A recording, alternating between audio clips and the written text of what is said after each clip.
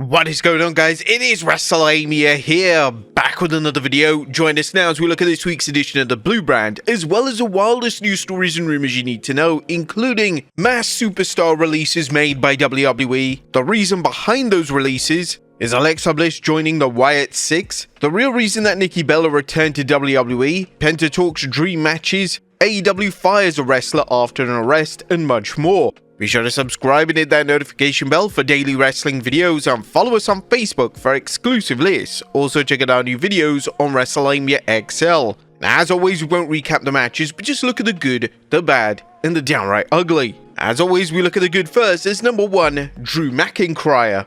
LA Knight was at the top of his trash-talking game last night, calling out Drew McIntyre for his constant whining and referring to him as Drew McIntyre. While Knight lost his Elimination Chamber qualifier last night, he showed that he doesn't need repeated wins to stay on top. A bonus points to LA Knight for giving the fans a mental health message before he called out Drew McIntyre for saying he had to get his spot in, a reference to the Backstage rumors that he got in the way of Drew's elimination at last week's Rumble, which reportedly led to Drew McIntyre walking out of the building very early and being furious. Number 2, R-Truth does it again. R-Truth remains WWE's king of comedy, as seen by comforting a beat-up Akira Tozawa, only to drop Tozawa like a sack of potatoes when he saw King of the Ring Jey Uso. Now, it's unknown if Truth writes his own material or is just that damn good at delivery, but either way, he should have a contract for life. Number 3, Charlotte vs Tiffany could actually be good.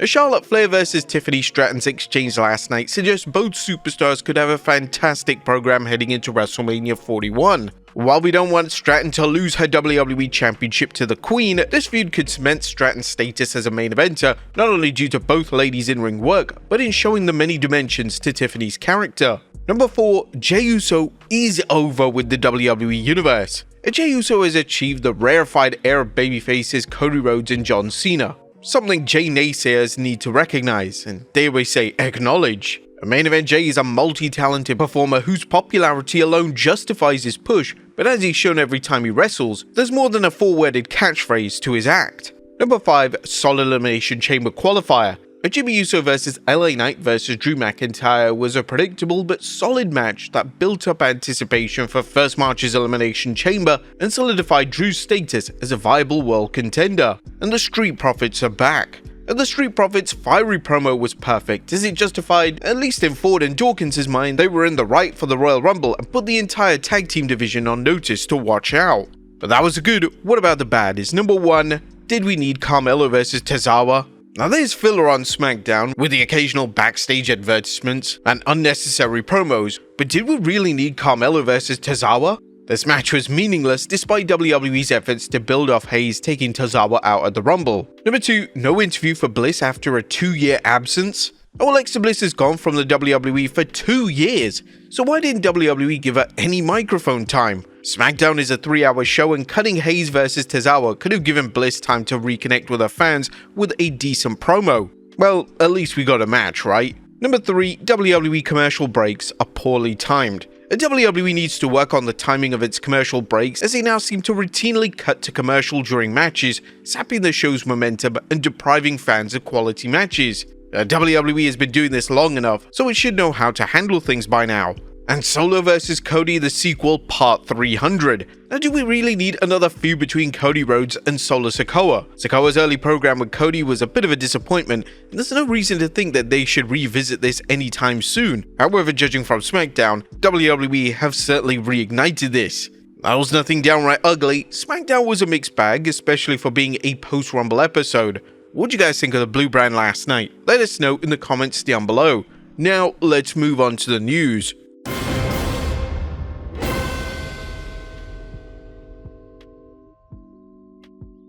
Our first story is huge. Our first story looks at mass WWE releases. Now, our top news story concerns a new set of releases by WWE, as Fightful Selectors reporting that WWE decided on the releases when Smackdown went to air.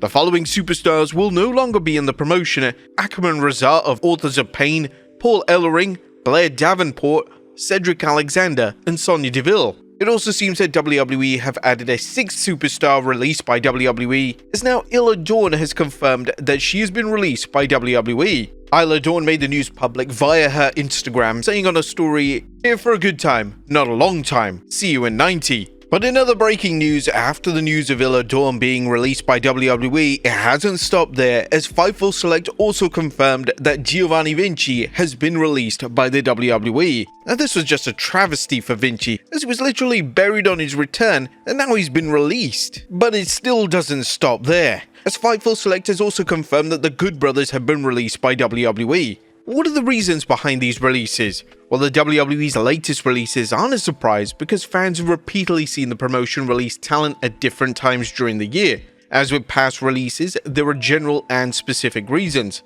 The general reasons are what fans have seen countless times, of WWE cutting its budget and trimming the fat from a bloated roster. TKO Holdings is constantly looking for ways to cut costs, something fans have seen with the company releasing employees ever since WWE merged with Endeavor. As we've suggested in past videos, the WWE roster is so big that talent releases are inevitable, and there's no reason to justify maintaining such an extensive roster of rarely used wrestlers backstage. When you look at WWE's talent roster and consider how infrequently talent are used, it's surprising there actually haven't been more releases recently. Now these cuts, while unfortunate, are likely seen as a way of opening the door for NXT talent to jump to the main roster, while the WWE trains and evaluates the many potential superstars working their way through the Performance Center, and of course future stars in the WWE ID program looking to get brought into the WWE. Now it's important to distinguish between WWE releasing talent and WWE opting not to renew talent's contracts, something recently seen with Baron Corbin.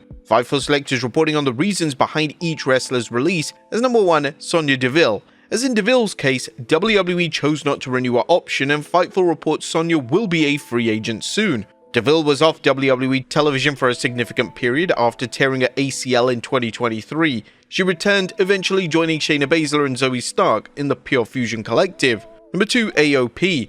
Akam Rezar returned to WWE, joining manager Paul Ellering in Karrion Kross's Final Testament. A rumor has it that the two may have had backstage heat, which played a role into their exit. According to Fightful, AOP came into WWE with a bit of heat throughout the industry due to some of their outside projects, one of which saw a few people in wrestling put money in and they were upset they didn't get it back. One person in WWE said that that could be the reason they were put with Karrion Kross, who is generally well liked. AOP had been adamant that Paul Ellering joined the group with them when they were re-signed. They were actually under a contract a number of months before reappearing. Many in the company saw it as a rough omen when they were hardly on TV with Kross. There were no creative plans for AOP and Ellering following the Wyatts. Number 3, Paul Ellering.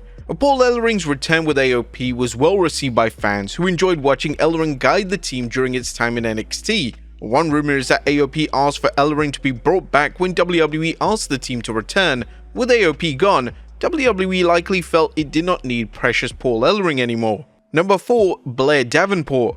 Blair Davenport's release was a big disappointment for her fans who'd hoped her 2024 call-up to Smackdown would actually lead to big things. It didn't, and like several other superstars who were leaving, WWE claims it had no plans for her. In fact, she only had about 4 matches on SmackDown before a release. Now, Davenport is only 28 and there's already talk she'll be hired once her non-compete clause expires. Number 5, Cedric Alexander. Cedric is another WWE superstar who's been missing in action from television. With WWE having no plans for him for years, rumor has it that AEW's Hurt Syndicate are already asking Tony Khan to bring Cedric in so he can join AEW's version of the Hurt Business. However, he will have to wait the 90-day no-compete clause. Well, it seems that talent was actually caught off guard, as Dr. Chris Featherstone recently reported on Twitter that they've been informed that some WWE talent were quote-unquote caught off guard from the latest string of releases, especially since most of them were recently on television or scheduled to receive more exposure. Are you guys surprised by these releases? Let us know in the comments down below. We're all wishing them the best though. Next up, AEW fires a wrestler after arrest. Now please note that this following story may trigger survivors of domestic abuse, so please skip to our next story if that is the case. Now in other release news, AEW has parted ways with longtime AEW star Bear Boulder, aka Thomas Wansaw. Unlike the WWE releases, there's a significant reason for Boulder's release, as Fightful Select Sean Ross Sapp is reporting that Bear Boulder has been fired by AEW. The company learned that he'd been arrested for battery by strangulation in January and cut him from the company. According to Newsweek, Wansel was arrested on January 13, 2025. The victim has been identified as his fiancée. Now, Boulder worked in the team the Iron Savages, and his court case is still pending. Next up, is WWE looking for big things for Drew McIntyre? Drew McIntyre's move to Smackdown is official, and if the rumors are true, WWE has big things planned for the Scottish Warrior. The Observer discussed WWE's plans for Drew, noting McIntyre will work a program with Damian Priest that leads to a WrestleMania match, but that's just the beginning though. As according to The Observer, there's also a plan right now to get to Rhodes vs McIntyre, which was scheduled for 2023 before Rhodes ended up not winning the title that year.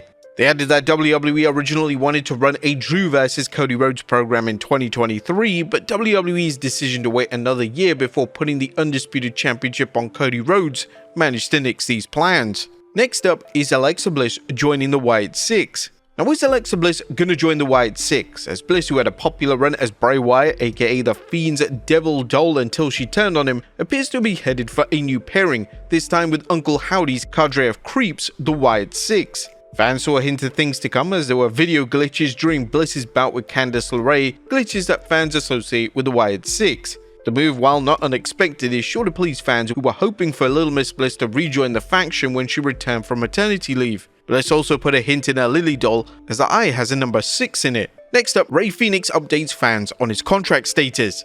Penta El-Zero is in the midst of a successful run in WWE following his January debut, but when can fans expect to see his brother Rey Fenix in WWE? While we haven't heard specifics, Fenix recently updated fans during an interview saying, "Yeah, basically I'm still under contract with an additional extension. I'm waiting to be used, to be called to work, or to have my situation clarified a little more." AEW hasn't used Fenix in months, leading to growing frustration as he made it clear he wanted AEW to release him, and the company added time to his contract as a result of time missed due to injuries, which WWE also does to their contracted talent. Fenix revealed that he'd be staying in shape during his time off and also worked on fulfilling personal goals. "I'm doing personal projects like buying my house and a future for my children, but I could have had the option of continuing to work every weekend, but nobody stays in a place where they're not wanted." With AEW showing no signs of releasing Fenix, it may be a while before WWE fans see the Lucha Brothers together in WWE. Next up, Penta talks his WWE dream matches. Now, speaking of Rey's brother, which WWE superstars would Penta El-Zero like to work with? While there are many potential great matches between Penta and WWE talent, El-Zero gave Chris Van Vliet his wish list of opponents, and they include John Cena, CM Punk, Cody Rhodes, Seth Rollins, Roman Reigns, Jacob Fatu, Bron Breakker, and a special one as Finn Balor.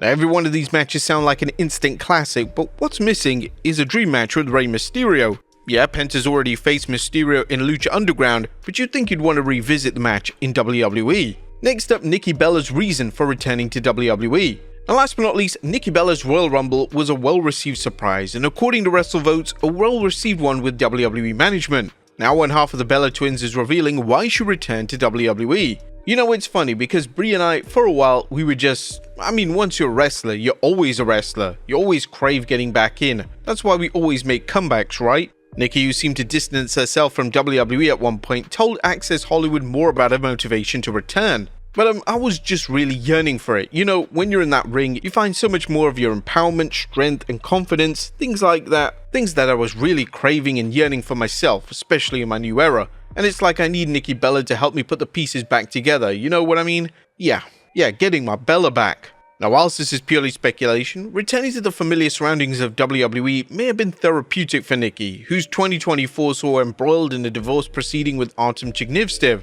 Whatever the case, Nikki's return has fans buzzing and also talking of her sister Brie joining the WWE very shortly. But there you have it, folks, our look at Smackdown, as well as the wildest news stories and rumors you need to know. Be sure to leave your comments down below. I'll see you next time with some more wrestling content.